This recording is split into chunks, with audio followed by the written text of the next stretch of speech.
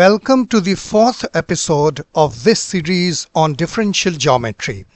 In this journey, we will explore the core concepts, discuss how to approach the subject, which books can guide you, the common difficulties learners face, and the strategies to overcome them.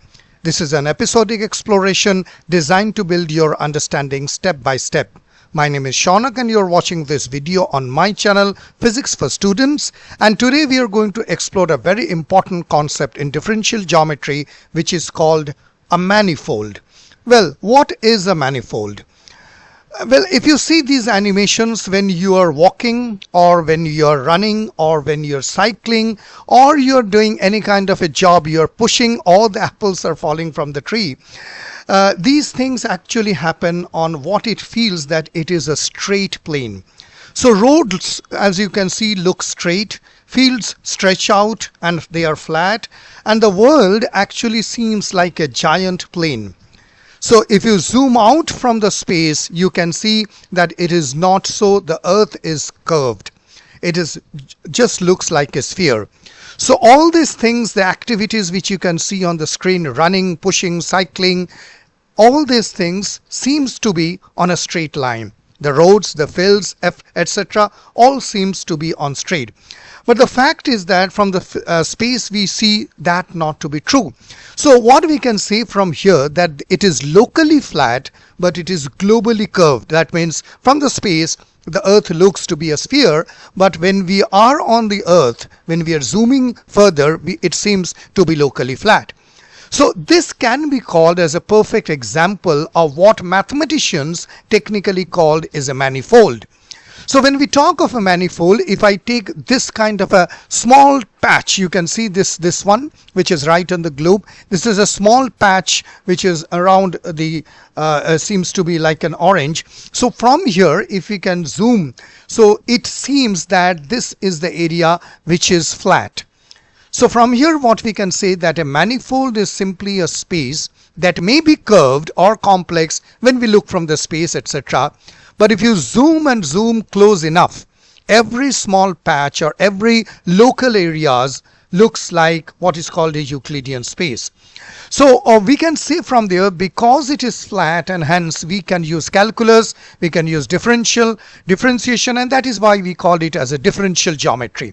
So technically we can say that a manifold is a topological space that locally resembles Euclidean space near each point. So every small patch looks that of a Euclidean space, and that is why we can use calculus and these tools of calculus to calculate the curved surfaces, etc. Now this is a very hand-wavy kind of a illustration and understanding of a manifold. Let us see that how we can make it a little bit better using simple mathematics. So if I take for example a circle, for example, we can describe this circle of all points which satisfy this simple equation x squared plus y squared equal to 0. So around each point, if we take, we can use for example theta as a coordinate, and what we get is simple x is equal to cos theta and y is equal to sin theta.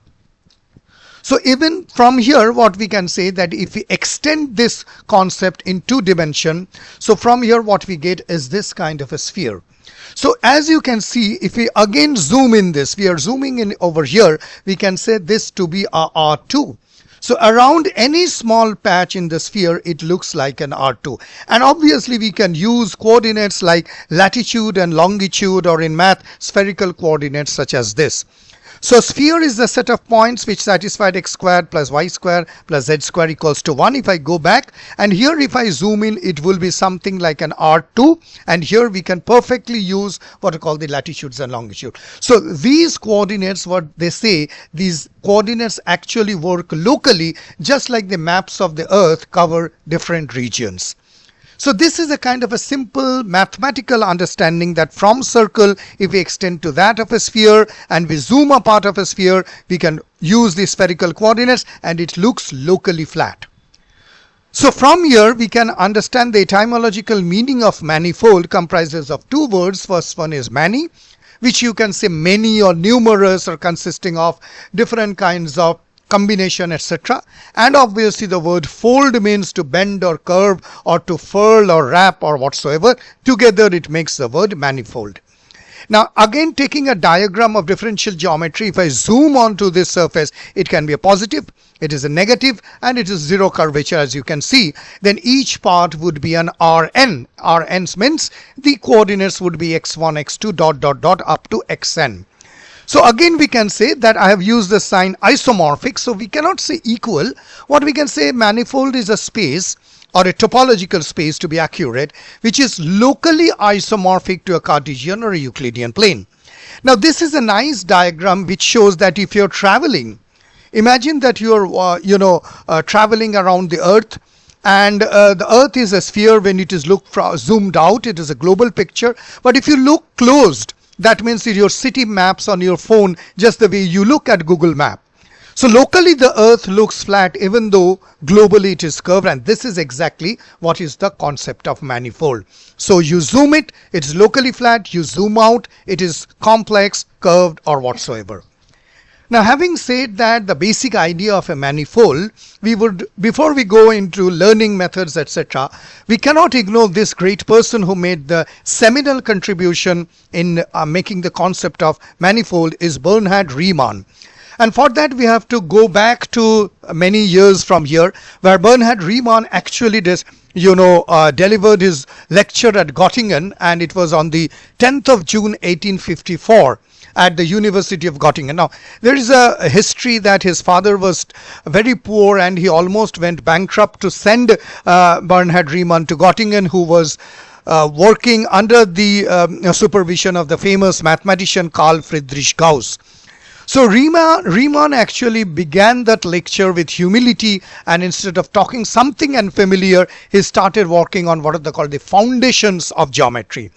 And in this lecture, as you will see, that he introduced what is called the concept of manifold. So the concept of manifold in the speech he introduced is something revolutionary, and what he found that geometry need not to be limited flat Euclidean space. Instead one could imagine curved space of higher dimensions, where local geometry might look Euclidean but globally the structure could be different. Now I'm not pronouncing this word, this is actually a German word, and it actually coined what is meant as manifold, and it roughly translates as manifoldness or the concept of variety. Riemann always spoke beyond his time, beyond what people can understand. As you can see here, this is one of the greatest book which is even taught today in universities, which is called On the Hypotheses Which Lie at the Basis of Geometry. This was translated in English by William Kingdon Clifford, the person who actually invented what is called Clifford algebra, and this was roughly translated as manifoldness. So in the 1854 lecture, Bernhard Riemann actually, it was a revolutionary lecture, and he actually, what he told is that one could imagine spaces which are more than the Euclidean space. These are the German words which I'm showing it right on your screen: discontinuous manifoldness, continuous manifoldness, and n-folded manifoldness.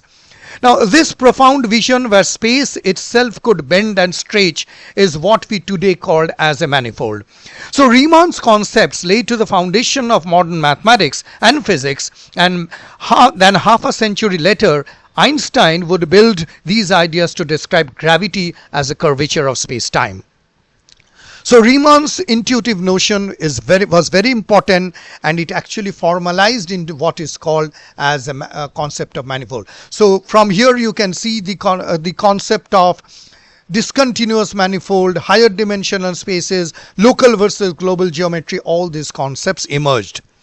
So now we have understood the foundation, which is very important. A very important history unfolds before us as Bernhard Riemann talk of the 10th July lecture. And this is absolutely fascinating. If you go with the book, it was June 10th, 1854. And this laid the foundations of manifold through which we are now learning. Now first we will look now in the books of the manifold, and before that I won't give you too much of books because a lot of books are available. Just a few books would make the concepts clear. The first one would be An Introduction to Manifold by Loring W. 2. Here you can see this is the cover of the book, and the Amazon rating is around 88%. This is a brief idea about Loring W2. He's a Taiwanese American mathematician, attended the McGill University at Princeton, and most importantly is the doctoral advisor of the famous physicist Philip A. Griffiths. And we read the books of quantum mechanics of Philip Griffiths, which requires no further mention. So here is a quick glimpse of the book, how scientifically and easily he covers. He starts with the Euclidean spaces, which are very important, and then he goes and explaining in vector fields. So from Euclidean spaces moving towards vector fields, which is classical in nature. And then he takes us into exterior algebra, the tensor product, the wedge product, and then he moves in differential forms. So here you can see in chapter 2 the concept of manifolds and the brief history of Riemann, which I just talked about. Then comes the concept of smooth maps in manifold and so on. The author further discusses concepts like diffeomorphism, example of smooth maps, the inverse function theorem, which are all very important to learn. Further, you can see he explores manifolds in these areas, which are compatible charts, topological manifold, smooth map manifold, and so on. What is also important is that Loring W2's book covered a lot in submanifolds, which I have not seen much of the books covering. The tangent bundle, the cotangent bundle, the bump functions, vector fields, and so on are covered in beautifully. I mean, it's in quite a good details. Now, Lie groups are also covered, including Lie algebra. It's just a brief snapshot of what this book covers. Now, if I give you a critical review of this book, first, definitely it is meant for beginners. So you won't require too much of a mathematics. You can have some basic, I would say, linear algebra, multivariable calculus. The content of the book, it starts building you from the base. So you will start learning vectors, then move to tensors, differential forms, and so on. So it provides a lot of exercises which will make your understanding even better. The strengths of the book are it is very much readable for self-study. It will take time to build you up, and it bridges the gap between undergraduate calculus and the graduate level differential geometry. The next book that I would be talking is about An Introduction to Smooth Manifolds by John M. Lee. You can see here is the cover of the book. This is the rating. Now it goes a little bit down. That was 88% by 78%, and there's a reason for that. I will come to that part. This is a brief, idea about the author, Jack Marshall Lee, American mathematician, graduated from Princeton with a bachelor's degree in 1972. Now, before I go ahead explaining the content of the book, there are a few things which are worth noting. You can just read this part, which tells that it is for the first year graduate on manifold theory. So, who already have a solid acquaintance with general topology. Now, if you are watching this series, I have already told you there are books which do assume you know topology, do not assume. So, please be careful while you are selecting the book. Here, the author straight away tells that you need to know general topology, the fundamental group, and covering spaces and so on. The book is similar in philosophy and scope to the first volume of Spivak's classic test, though perhaps a bit more dense. So that means it assumes you quite a good amount of mathematical maturity and mathematical understanding, because Spivak's book we all know is very difficult to read. So I try to keep approach as concrete as possible, and he describes that how one should think geometrically about the abstract concept, but without shying away from the mathematical rigor. So the book clearly tells you need to have fundamental forms, differential geometry, you need to know what is called general topology, real analysis, and so on. So if I go for a critical review, the book, the style and audience, well, it is aimed for graduate students. You have to know quite a rigorous abstract and proof-oriented mathematics. Content of the book, well, I would say it is very dense. You have to have a good understanding. It is a gold standard because this is used mostly as a reference where people try to get around this book. It is used in many graduate courses, and the key takeaway is that it is meant for serious study and long-term mastery, but not, for easier for the first step. Here is a brief review of the book. It has got very important concepts which are called submersions, immersions and embeddings in differential geometry. You will also find tensors, the algebra of tensors, Riemannian matrix and so on. So as you can understand, it already takes you in this area. Then you find the very complex and interesting topic which is called the differential forms, which includes symplectic form and so on. So if you're wondering which book to start with, I understand that these two books or many other books which you might have a confusion which one to start. So I would straight away tell that you start with an introduction to manifolds, because this would be a very good book to start with. It gives you a feel-good factor. The language is simple and it is not that mathematically dense. Then if you feel, you can go to Lee's book, which needs to have a good amount of mathematics, proofreading and so on. Now this covers the book portion of the book, but now because we are all I would say now in this generation we are all going for online teaching, online resources. So here are quick some of the important resources if you are willing to learn manifold online. So the first thing that I would recommend is the University of Notre Dame's lectures on the geometry of manifolds. You can take a pause of this video and note down the URL. So the author is Liviu Nicolaescu, and you can find the details of the professor over here. This is a good website to learn and know more on manifold. This is a brief excerpt of the content which is covered. It starts with manifolds, natural construction, calculus. So it is a step-by-step kind of an approach, then goes into Riemannian geometry and so on. And further you can see the cohomology part, the classical integral geometry, and further things are being covered using also this Dirac operators, the Clifford algebra, the spin group and so on. It's very interesting.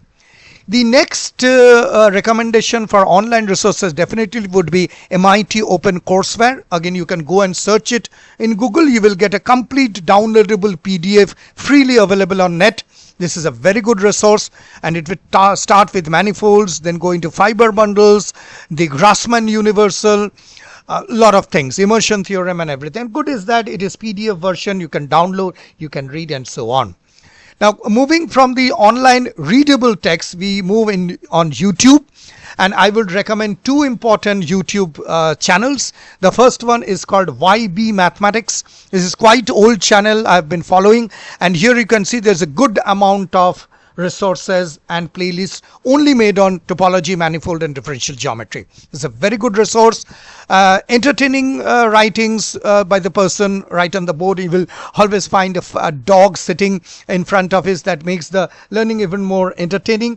So you can go through this. This contains a lot and a good amount of, I think, 21 videos only on manifolds with a separate playlist. The second thing would be again a very important website, very famous website, I would say, the Bright Side of Mathematics. You can see it has more than 120,000 subscribers and just around 834 videos.